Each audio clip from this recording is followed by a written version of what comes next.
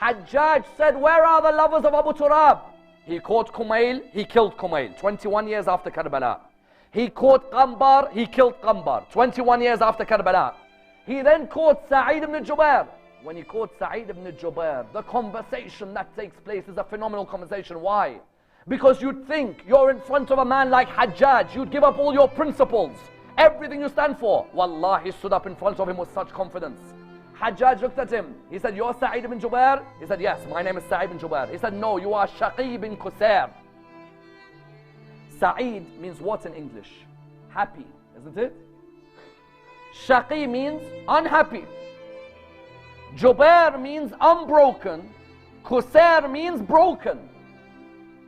He looked at him, he said, what's your name? He said, Sa'id bin Jubair. He said, no, your name is Shaqi bin Qusair. Sa'id bin Jubair looked at him and said, that's what my mother named me. He said, your mother's wretched and you're wretched like her. A person who hasn't memorized the Quran would reply back with rudeness, correct? No. Quran says, invite to the way of your Lord with wisdom. He looked at him and said, Allah knows about my mother and Allah has knowledge of the unseen. He looked at him at this moment, then he said to him, I've got all this gold and this silver, what do you have? He said, listen, if I thought your gold and silver would save me, I would worship you, not the Lord who gave you all of this. He looked at him. He said, what's your final wish before you die? He looked at him and he said, all I want to do is pray 2 rak'ahs thanking Allah for the gift He gave me of memorizing the Quran. That's it. That I can face Allah on the Day of Judgment and I can say, I am one of the memorizers. I never abandoned your book. I didn't just learn Kawthar and Fatiha and Ikhlas and Nas and Falaq and that's it. I bothered to spend an hour every day to learn the other surahs like Waqi'ah and Yasin and Rahman and Haqqa and Ra'ad and Ibrahim and Bani Israel and Insan. When he was praying the 2 rak'ah, he finished, he wanted to die facing the Kaaba, correct? Isn't that all our wish?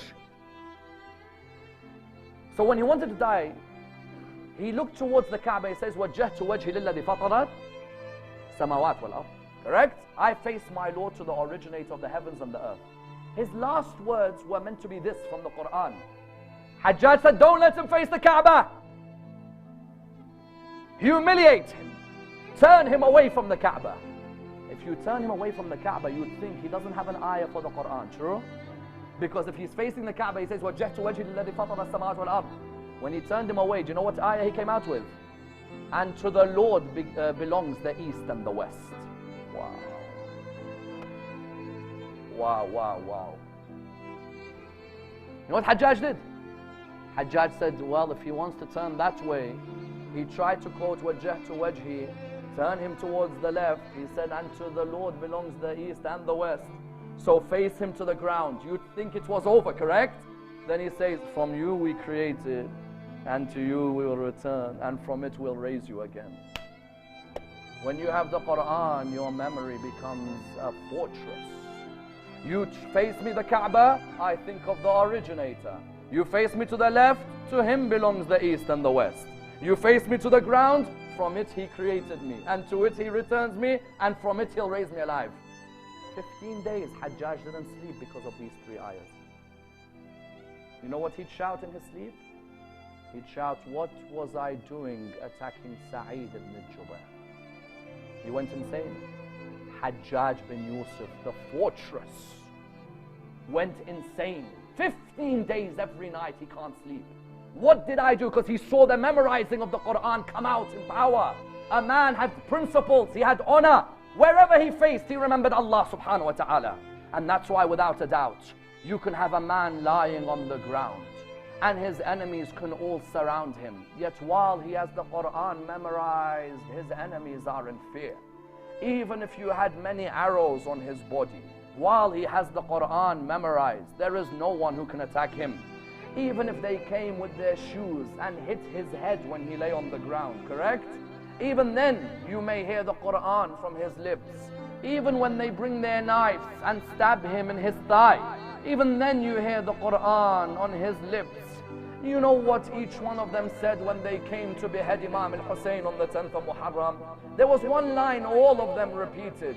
because for a couple of hours he lay on the ground on the 10th of Muharram.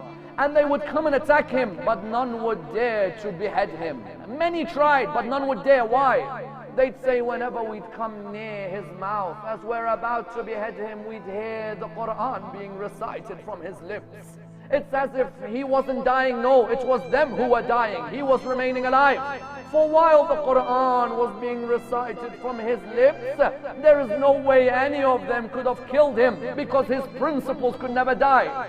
May Allah give patience to Sayyida Zainab when she saw Shimr sit on his chest on the 10th of Muharram.